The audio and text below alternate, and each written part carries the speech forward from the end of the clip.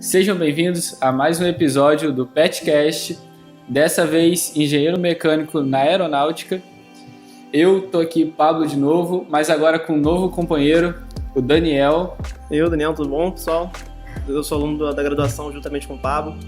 A gente vai apresentar esse episódio aqui e, sem mais delongas, vamos iniciar aí, então. Eu gostaria primeiro também de agradecer a presença da professora Sheila e do Eduardo. Vou chamar de professor também, porque pelo que eu sei, sabe muito também, a gente vai ensinar, vai aprender aqui. Então, muito obrigado pela presença. E para começar também, para o pessoal conhecer vocês, eu vou pedir para vocês fazerem uma breve apresentação sobre vocês. Então, começando pela professora Sheila, pode ser? Fala um pouquinho da trajetória de vocês, carreira, assim, onde vocês chegaram, como vocês chegaram onde vocês chegaram, né? Sempre quiseram isso mesmo. Só apresentar mesmo para o pessoal conhecer um pouco vocês, para a gente também conhecer um pouco mais também, né? Bom, meu nome é Sheila, né? Bom, eu comecei minha carreira, a graduação em 2001. Eu entrei no curso de engenharia metalúrgica. Na época era moda engenharia de produção, eu queria fazer produção, ainda bem que eu não fui. Não que seja um mau curso, mas hoje eu sou muito feliz na área que eu escolhi. E esse curso eu terminei em 2004, eu fiz em 4 anos e meio, embora eu estivesse em Ouro Preto, que é uma cidade considerada bem festiva, né? Depois eu trabalhei na Vale. Como engenheiro trabalha muito com planilha, Excel, essas coisas, controle de produção, eu achava que o engenheiro tinha que inventar, eu achava que eu tinha que ser, sei lá, Einstein, né? Embora eu não tivesse nem 1% da capacidade dele. Mas enfim, surgiu a oportunidade de eu ir para a Embraer. E a Embraer, a aviação é tecnologia de ponta, né? Então eu fui para a Embraer, fiz o PE, né? Na época fiquei 1 ano e meio fazendo PE, depois terminei o PE, fui contratada pela Embraer. Depois a Embraer entrou numa grande crise em 2009, eu fui uma dos 5.000 engenheiros que foram mandados embora.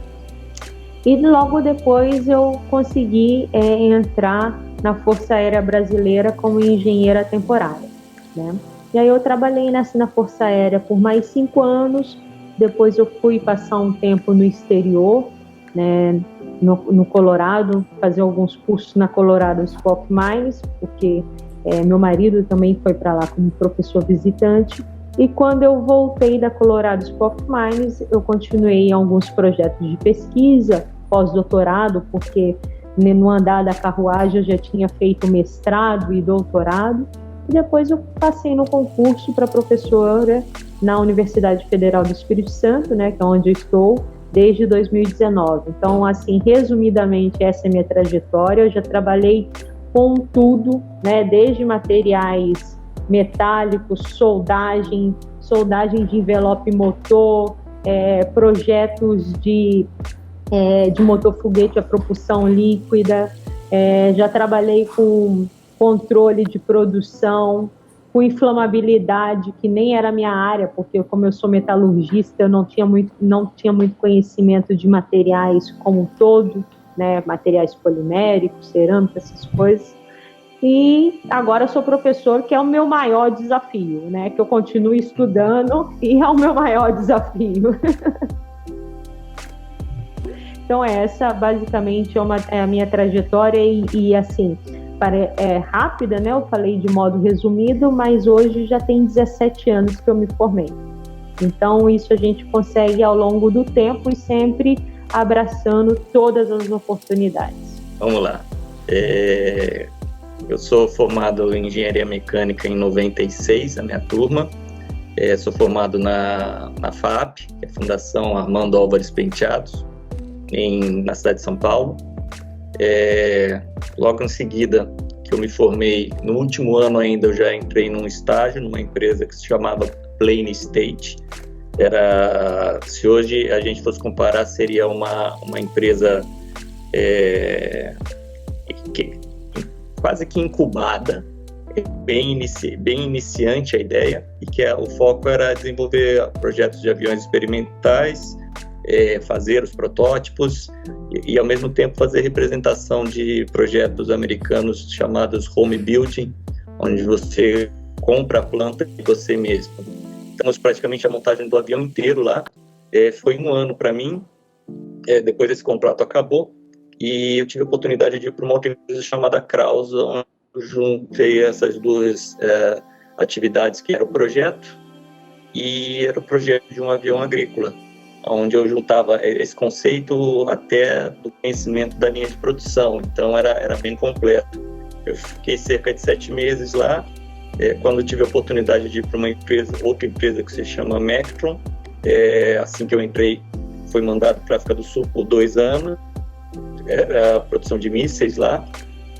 Tornando o Brasil, fiquei mais 7 anos nessa empresa, onde eu fiz diversas atividades aí dentro da área de defesa. É bem interessante esse mundo aí, vocês tiverem a oportunidade de se informar. Com o término desse período na Mectron, fiquei um período aí procurando realmente emprego e tive a oportunidade de uma vaga no exterior. Tudo através de network, gente. São pessoas que você vai trabalhando e que quando tem essas oportunidades lembram e sugerem seu nome. Isso daí também é muito importante, porque se você é lembrada, porque você trabalhou direitinho nas outras empresas. E foi como eu consegui vir para cá. São pessoas que você já trabalhou direito, a sua carreira está construída nisso, e as pessoas vão te indicando, que é a famosa network. Então, em virtude disso, acabei conseguindo essa vaga aqui do lado do Abu Dhabi, que é onde eu estou há um ano.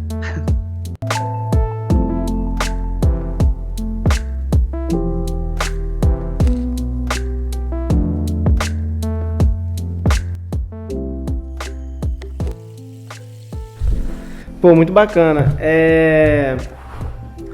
A gente também, sempre quando a gente fala do engenheiro mecânico aeronáutico, muitas pessoas conhecem só o PE, né? Mas tem outras formas também, né? Você, por exemplo, foi de forma diferente do PE, né? Você acha que o mercado... Como é que é o mercado para essa área? Ele é muito grande? Você acha que tem muita disponibilidade? Como que você avalia, mais ou menos? Então, os meninos do aerodesign, embora a UFES ela não tenha, na engenharia mecânica, não tenha matérias específicas para aeronáutica, mas os meninos eles têm noção de cargas, aerodinâmica, né? Então, fazendo um projeto de extensão, eles conseguem abarcar essas disciplinas, né? E eu não tinha noção, e muitos não tinham. Então, o PL serve para isso, para nivelar, né? Nivelar os engenheiros para ir trabalhar dentro da Embraer, mas isso não significa que o engenheiro de materiais ele precisa ter conhecimento, por exemplo, dos materiais que são aplicados. Por exemplo, eu trabalhei na parte de inflamabilidade, né? Você tem que testar os materiais para o fogo se auto-extinguir em menos, se eu não me engano, de 5 segundos. Então você tem que ter alguns conhecimentos desse porte, mas todas as áreas são bem-vindas na aviação e na aeroespacial, né? Tá. E com relação a outras portas, né?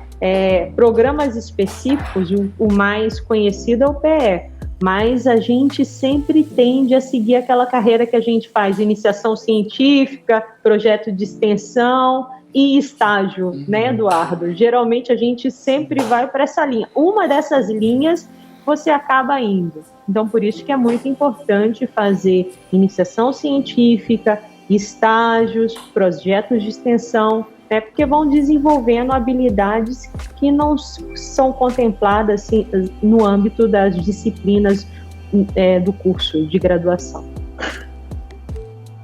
O PE eu conheço, lógico, há muitos anos já.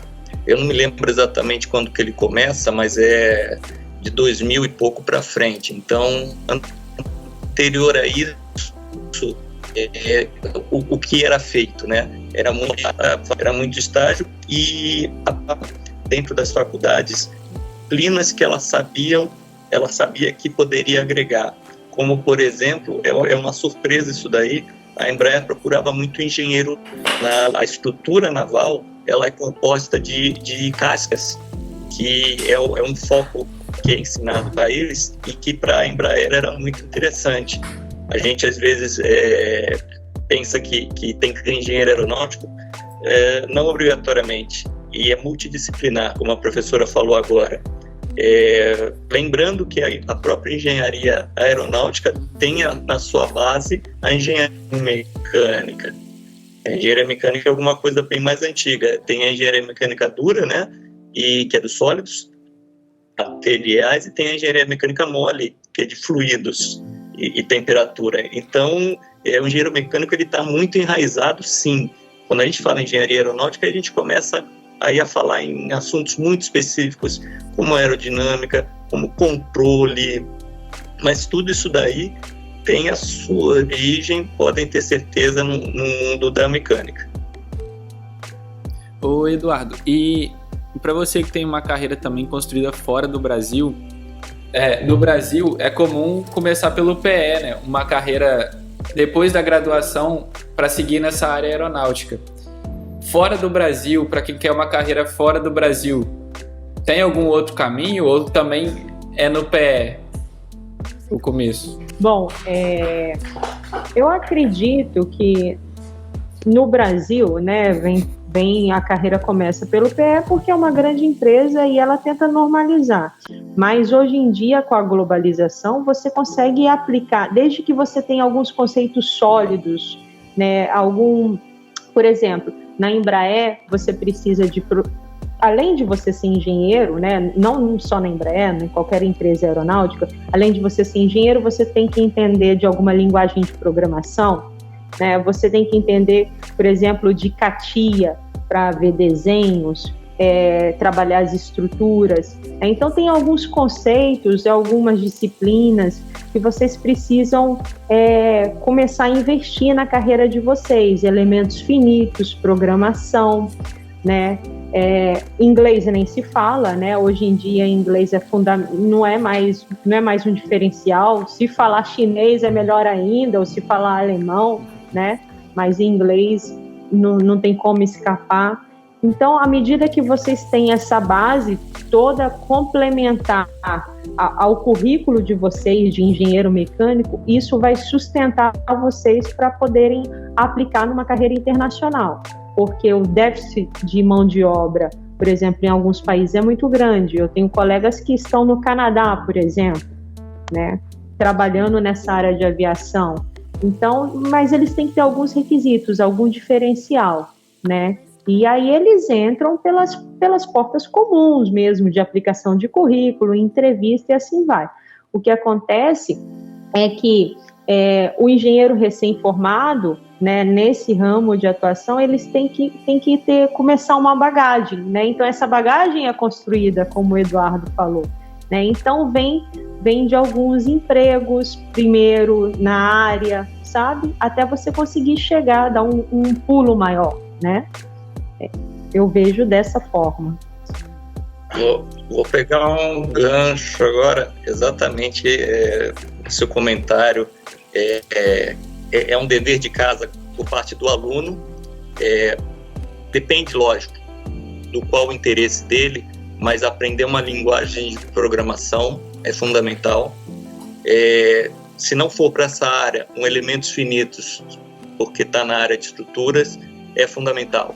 E desenho, isso daí é um ponto comum a todos, porque por mais que a pessoa não vá trabalhar desenhando, o desenho é a forma com que ela extrai as informações, que ela vê o produto. Então, o desenho, SolidWorks, CATIA, são as ferramentas da vez aí, não há problema nenhum. E com relação à carreira internacional, eu acho que naturalmente, hoje, o mundo globalizado, essa expressão é a expressão correta, as empresas começam a mandar funcionários temporariamente para viagens no exterior, ou para acompanhar algum deles de produto, ou para passar 6 meses ou um ano, como foi o caso da Embraer, como foi o caso da Icaer, junto ao Gripen, que as pessoas puderam ter essa experiência de ficar um ano na Suécia. Voltam, mas posteriormente, depois de quebrar o gelo, de descobrir como funciona, porque não é simplesmente ir trabalhar, gente, desde ter carteira de habilitação, abrir conta de banco, saber como funciona o país, é traumático. O clima principalmente também. A primeira vez, você não faz, você é levado a fazer. Isso tudo te ajuda numa próxima etapa a você entender, poxa, eu vou fazer uma carreira no exterior, mas não com uma empresa no Brasil. Eu vou bater na porta de uma empresa do exterior. Eu acho que são etapas que a gente tem que fazer devagarzinho, assim. Né? Muito bacana essa parte de construir a carreira fora. Né? Na engenharia, a gente tem, né, essa... puxando um pouco outro assunto, aquele quarteto, né, das línguas, né, para você aprender que um engenheiro não pode, né, ficar inglês, que é a principal, alemão, né, francês, né, eu acho que é uma tríade demais, né? Espanhol também. Além dessas, né, dessas línguas, você acha que tem uma que seria uma chave também que pode talvez abrir uma porta? Porque a maioria das empresas, né, são nesses países, né, Alemanha, França, né? Mas você acha que tem alguma outra? Porque agora você está no Emirados Árabes, né? Você chegou a aprender só inglês mesmo ou você... É inglês. Né? A população fala inglês, com um carregado sotaque daqui ou de outros países que eles vêm, mas é inglês que predomina. E eu vou estender essa pergunta do Daniel e passar para a professora. A gente fala muito do inglês, né? Mas o conhecimento dessas outras línguas é bem comum a ter esse contato com outra língua, do alemão, do francês, do chinês, igual a senhora falou? Por algum documento que vem, algo assim? Os documentos oficiais são todos em inglês, né? Então, os órgãos que regulam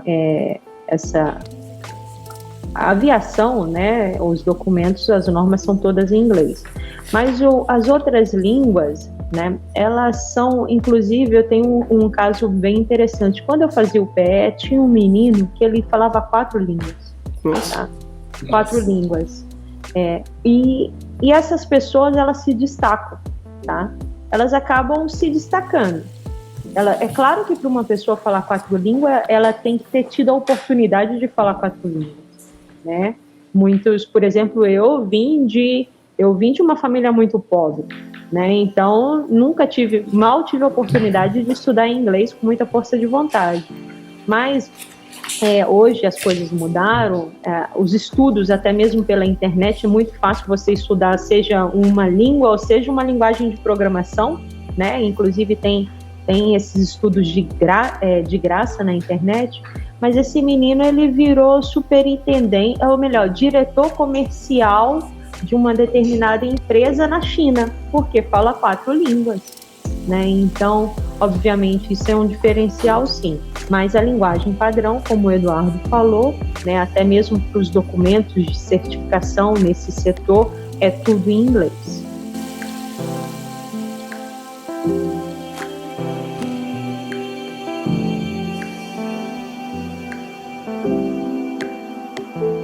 Se houver uma segunda língua dessas que a gente falou agora, seria a base, que eu diria pode ser utilizada, é o francês. Porque dentro da Europa você tem a Airbus, que ela é espalhada em vários sites ao longo da Europa. A língua comum deve ser o inglês. Não tem assim dos endereços de fabricação, que a Airbus ela nasce dentro da França. Então, trabalhar num local da Airbus, se você tiver o francês, eu acredito que é um potencial bem-vindo pela população. Então, isso já te traz para o país. E o francês, novamente, quando a gente fala da Bombardier, e dentro lá do Canadá, a gente tem, eu não me lembro agora o nome das cidades, tem uma cidade que predomina o inglês e outra cidade que predomina o francês. E eu acredito que a Bombardier está ali naquele meio, que o resto é gelo, né? No Canadá. Eles têm que estar dentro dessas 2 cidades aí.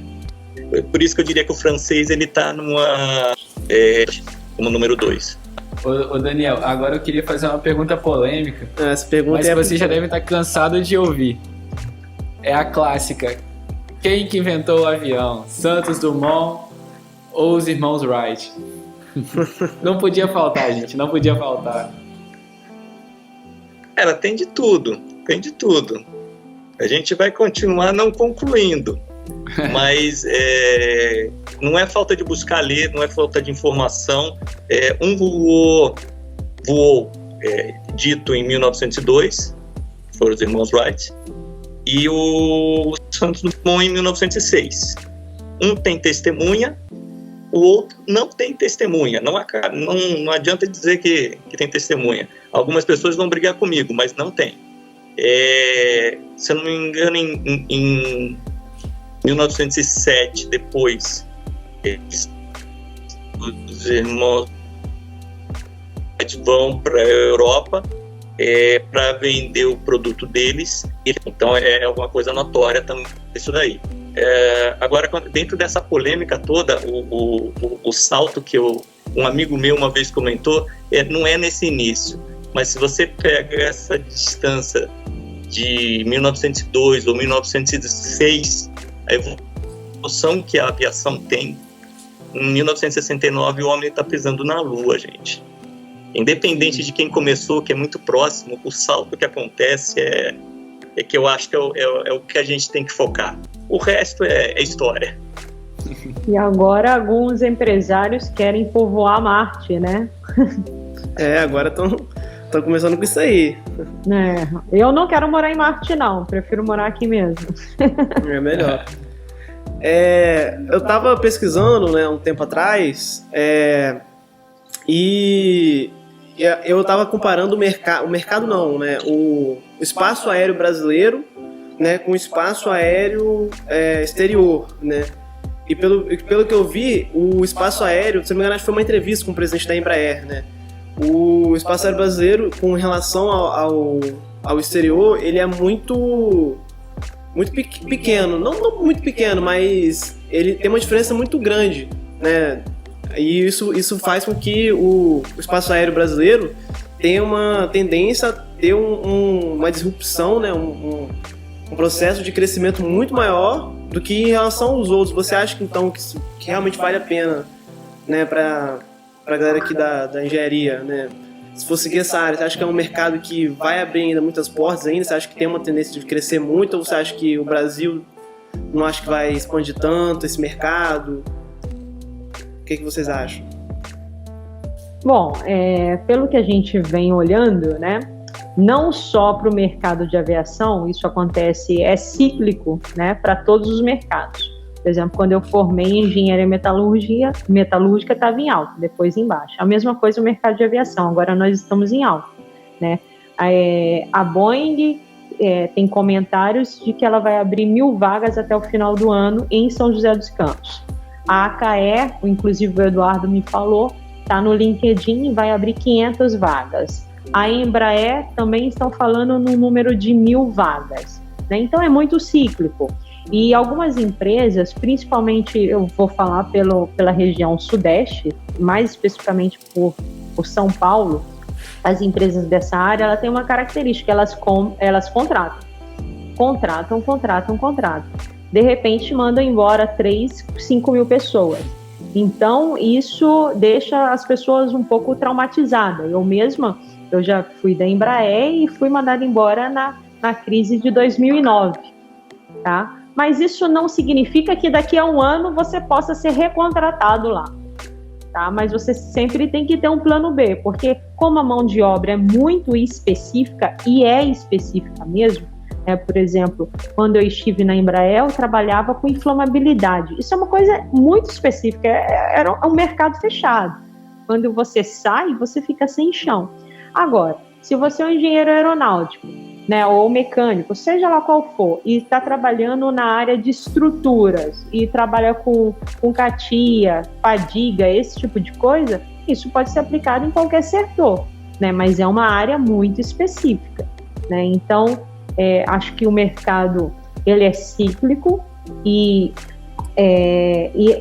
Agora nós temos aí quase mais de 2.500 vagas, não tem gente para tudo isso, né? E muito menos gente com essa formação específica. E só que tem esses contrapontos aí, né? De quando é mandado embora, né? Então tem que tomar cuidado. Mas é um bom mercado, é um mercado que, como eles dizem, você está sempre no primeiro quartil do salário, né? Então é um bom mercado para trabalhar, você trabalha com tecnologia de ponta, né? E é um ambiente bem salutar para trabalhar.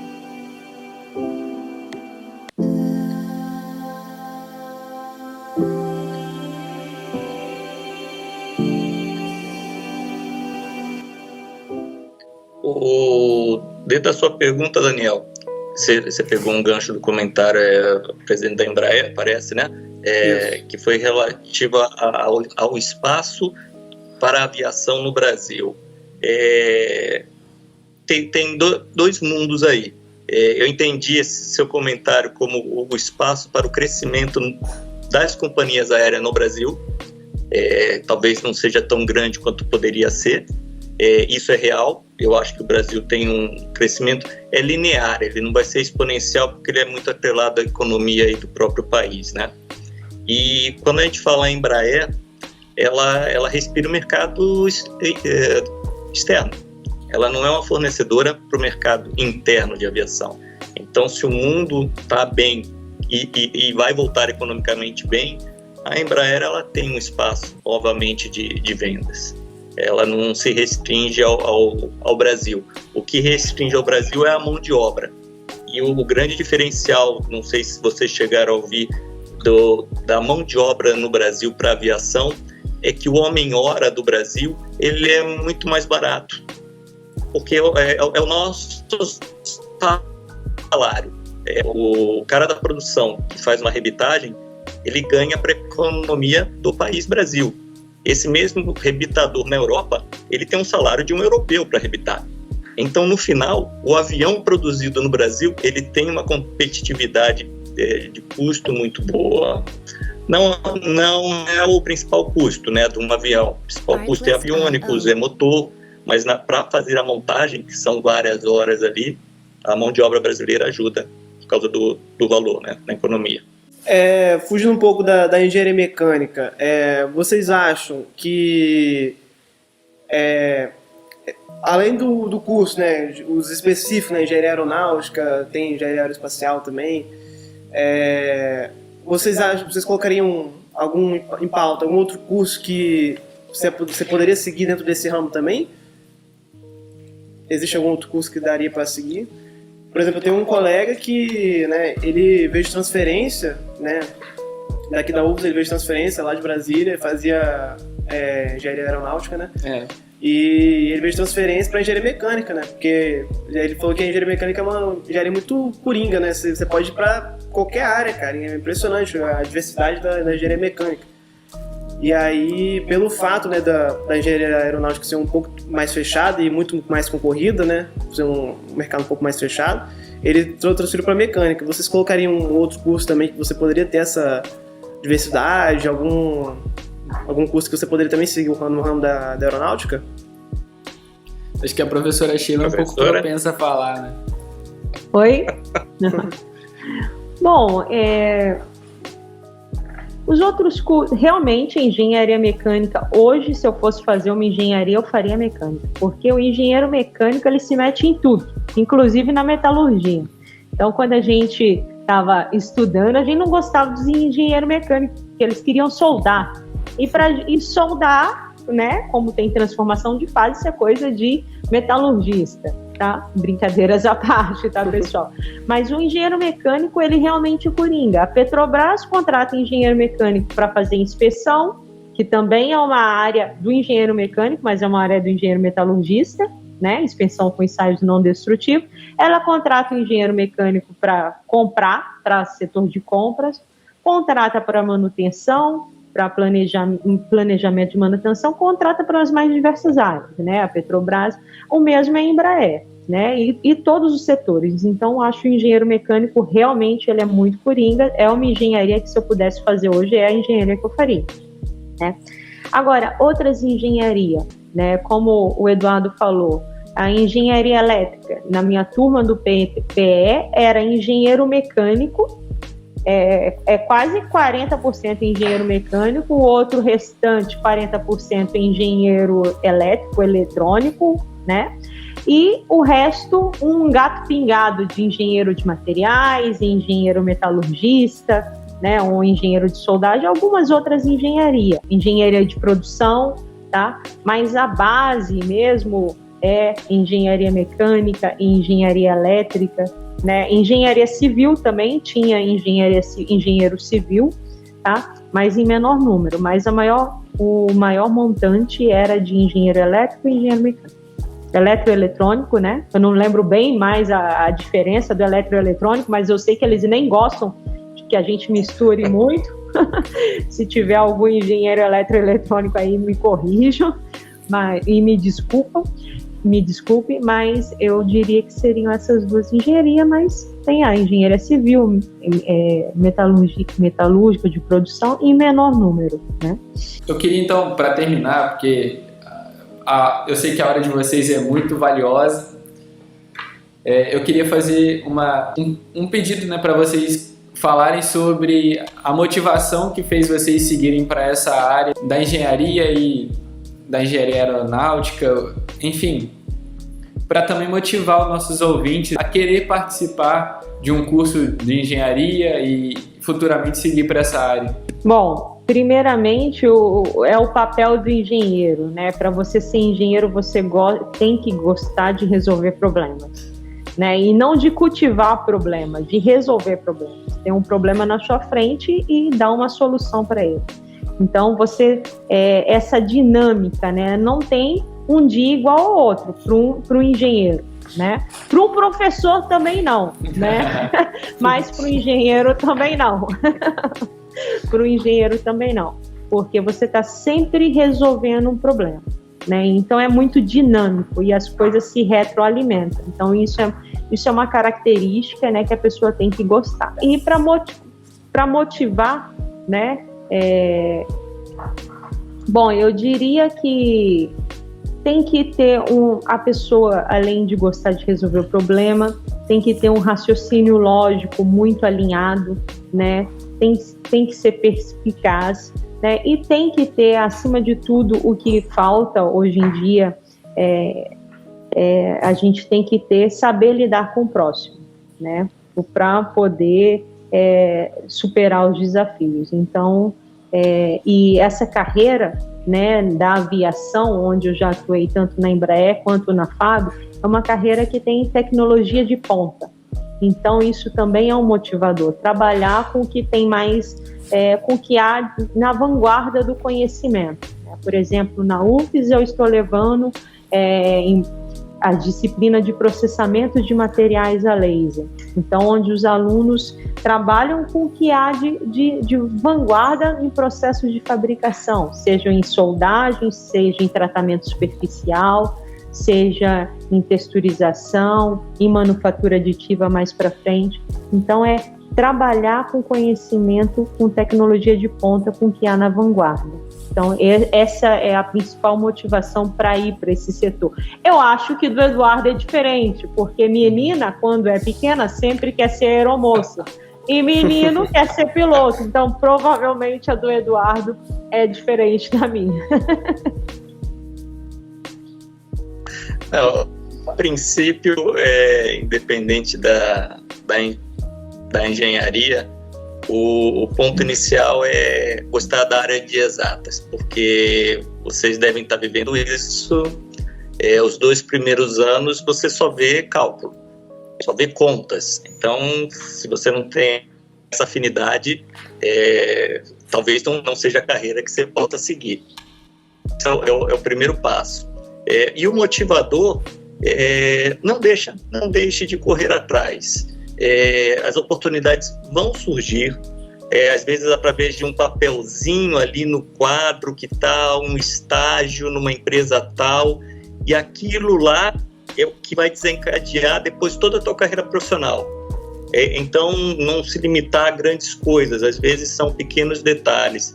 e os seus olhos vão estar focando nisso. Vocês são caras que gostam de aerodesign, nós estamos fazendo um apanhado aqui na engenharia mecânica, mas dentro do mundo da aviação.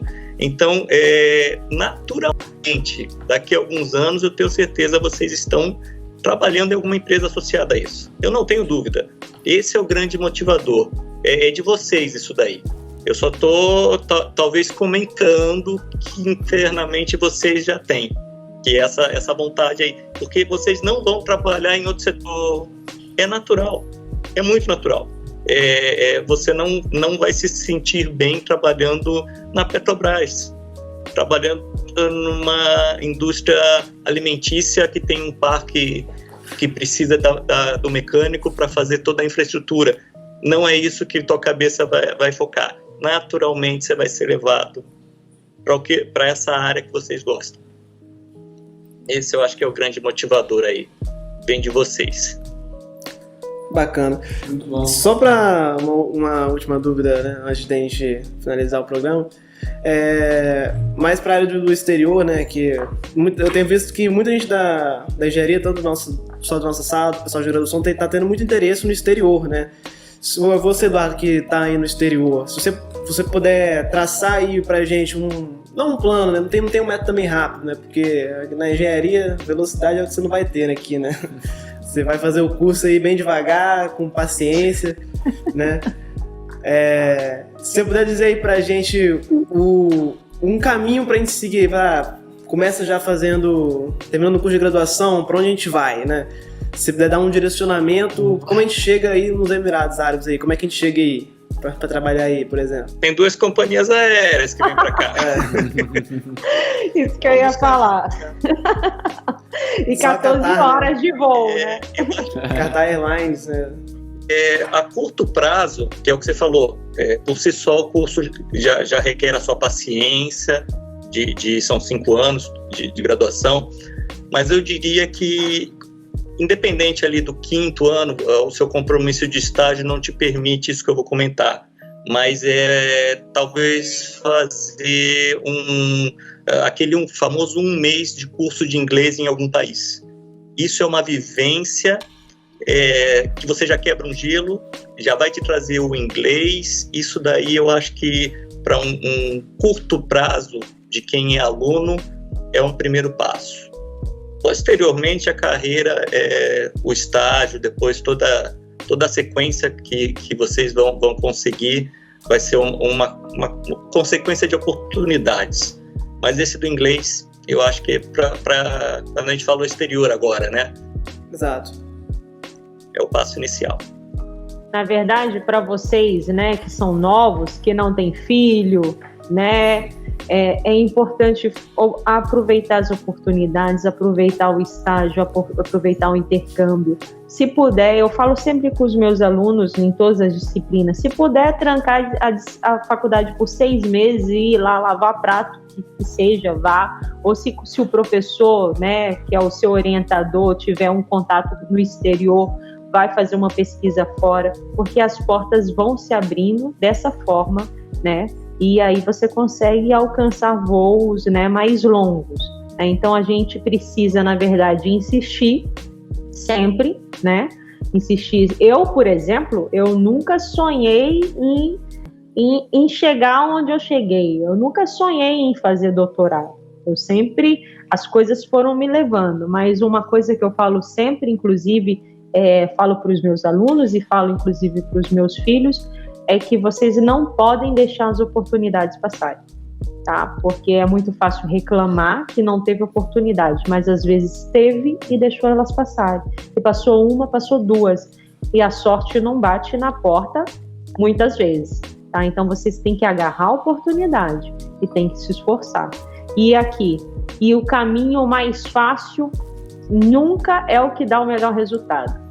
Quando a gente tem um caminho mais difícil, tá? Mais difícil é o caminho que dá o melhor resultado. Também não é para ficar levando chibatada nas costas, né? Mas eu acho que vocês entenderam, né? É o caminho mais difícil. Para chegar onde a gente chegou, né? Não que eu esteja na mesma situação do Eduardo, porque chegar na situação de professora é muito sofrimento, embora seja muito gratificante, né? Por estar contribuindo para a formação dos alunos, mas não é fácil, né? E é um caminho árduo, nós nos privamos certamente de muitas coisas, né?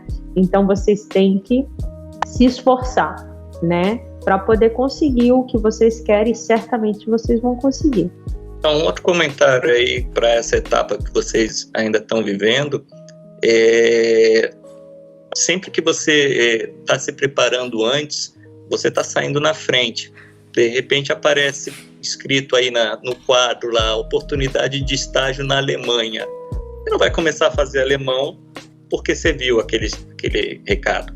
Você já está mentalmente, eu vou fazer uma língua. Qual? Vou fazer alemão. Para quando essa oportunidade surgir, você já vem preparado. Você não vai se preparar em virtude do que estão pedindo. Eu só dei o exemplo da língua, mas isso se aplica no CAD, que é um curso do CATI, é um curso de SolidWorks. Se o estágio necessitar, você já tem esse curso. Então, é para curto prazo de vocês, são coisas que vocês podem já mexer atualmente para interferir no seu futuro. Então é isso, né, Daniel? Agradecer a presença deles novamente, então muito obrigado. Agora, para você que está assistindo, não se esqueça de deixar o like, se inscrever no canal e espere o próximo episódio. É isso aí, novamente deixar os agradecimentos, agradecer a professora Sheila, né, que disponibilizou, né, o seu tempo para vir aqui, falar um pouco sobre, o Eduardo também, né, que veio aqui só nosso convite, disponibilizou o seu tempo, falar um pouco mais, conhecer um pouco mais, né, fazer que engenheiro mecânico você pode estar em qualquer lugar, né, mostrando aí oportunidades pra gente aí. E é isso aí, né, finalizando o assunto, deixar a galera ficar bem antenada, quem tem interesse, seguir na área, ficar antenado no processo seletivo, tem que correr atrás também, né, a oportunidade também não vai vir até você, né, tem que correr um pouquinho atrás, mas é isso aí. Agradecer a todo mundo, muito obrigado, pessoal.